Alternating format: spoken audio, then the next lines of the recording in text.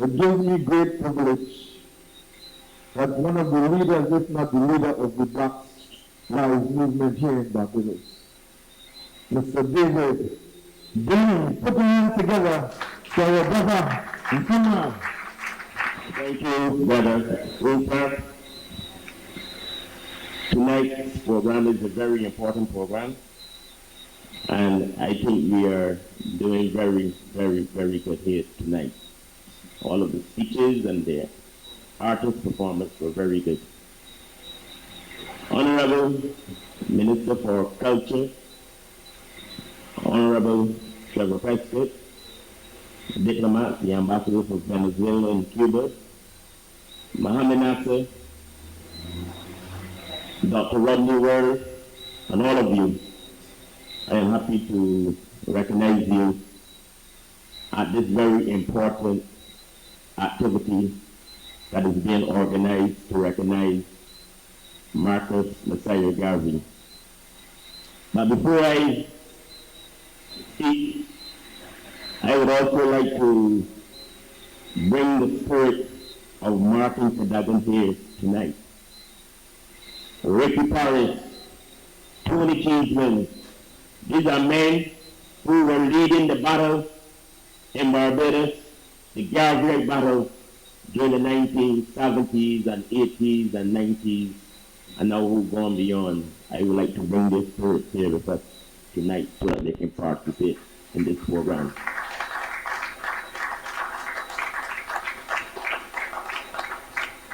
I just want to start by saying that you had many battles at the campaign center about Garvey with Martin Cadogan, because Martin sometimes will tell you, you must read one book, and that book is the book from Garvey. But then, you know, I being a socialist, sometimes we have little differences and conflicts. But I explained to Garvey, to Martin Cadogan, that Garvey also made a statement at the death of Vladimir Lenin. Lenin says that black people should do for themselves what Lenin did for the USSR.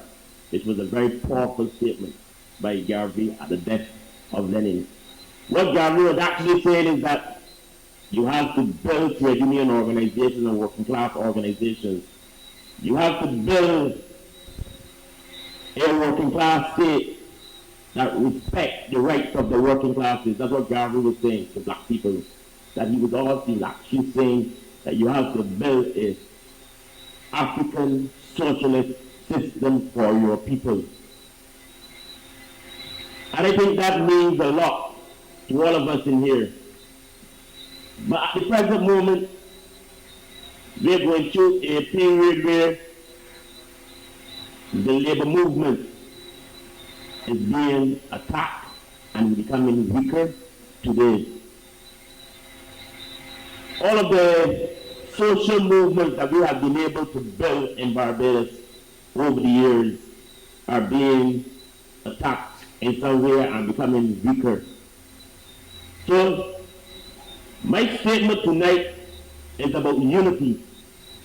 We have to build that level of consciousness among our people in Barbados so that we can build back good organizations. We have to go into the trade union movement and take them over as Pan-Africanists so that we can build a strong level of consciousness within the labor movement. We cannot allow the labor movement to die in Barbados, because if that happens, it means that it would create the conditions for more exploitation, and the private sector will be ready to take advantage of all working class men and women in Barbados. And we cannot sit idly by and allow the trade union movement to become weaker. You may have differences with some of the leaders, but I think we have to do whatever is necessary to strengthen the consciousness within the labor movement so that we can develop unity like what our brothers and sisters developed in the past. Comrades and friends, we had a very serious protest movement that took place in Barbados during the month of June 6th and 13th and 20th, and it led to the position where we were successful in creating some level of consciousness in Barbados and awakening the Barbadian community about Lord Nelson. Comrades, the government of Barbados has agreed to remove Lord Nelson. And that's a battle that we, the working class people of Barbados, would have fought for many years, and now we have achieved that objective. And as a Pan-Africanist, I want to say that this is a very important moment for all of us, because men and women fought this battle from the Bustle Rebellion, and now the government of today is prepared to honor our working class people of Barbados that right to have a national hero square that can now be, that will now recognize our national heroes, and a man like Nelson will be removed who represents and respects slavery. So that's a golden achievement for all of us, and we must honor ourselves, because this process was and battle was not fought by no one man or one woman. It was fought by all of us, and therefore all of us are responsible for forcing the government of Barbados to remove Lord Nelson from our national hero square. Tonight is also a very important night for all of us. We have among us a delegation from Cuba. Cuba means a lot to the world.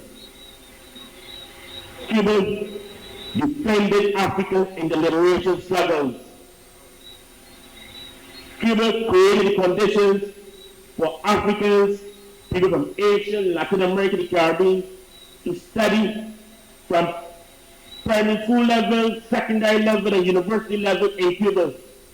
Cuba created a medical system that allowed people in Africa to receive medical treatment, Asia, Latin America, North America, the Caribbean, and all over the world.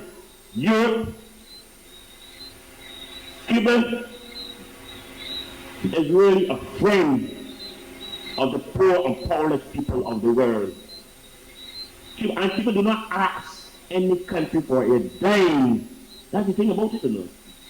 Cuba extend its solidarity arms and do not ask back for anything.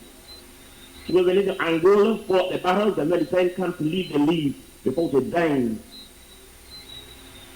That is what we call international solidarity.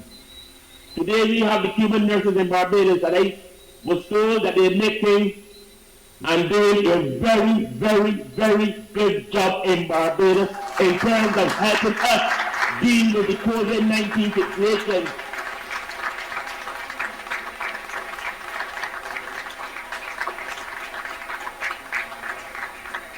Cuba is a friend of the world, and I am happy to know that the government of Barbados, can understand the importance of bringing the Cuban nurses to Barbados to deal with the COVID-19 situation. I want to say on behalf of all of the Pan-African brothers and organizations, thank you to the Cuban nurses and the medical team that is here in Barbados.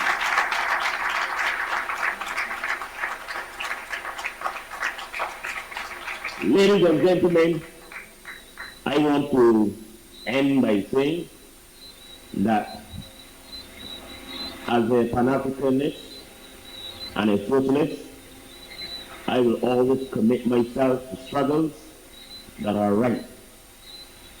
Whether it means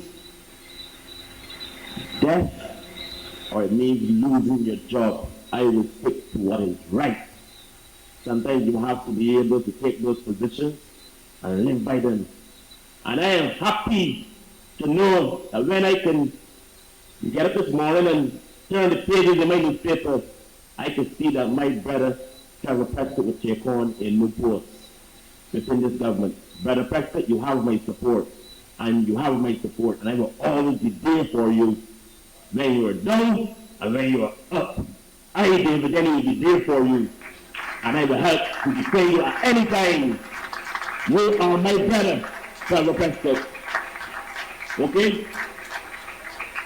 Brothers and sisters, long live the philosophy of Marcus Messiah Garvey. Long live the African Revolution. Thank you, my brothers and sisters, for your patience.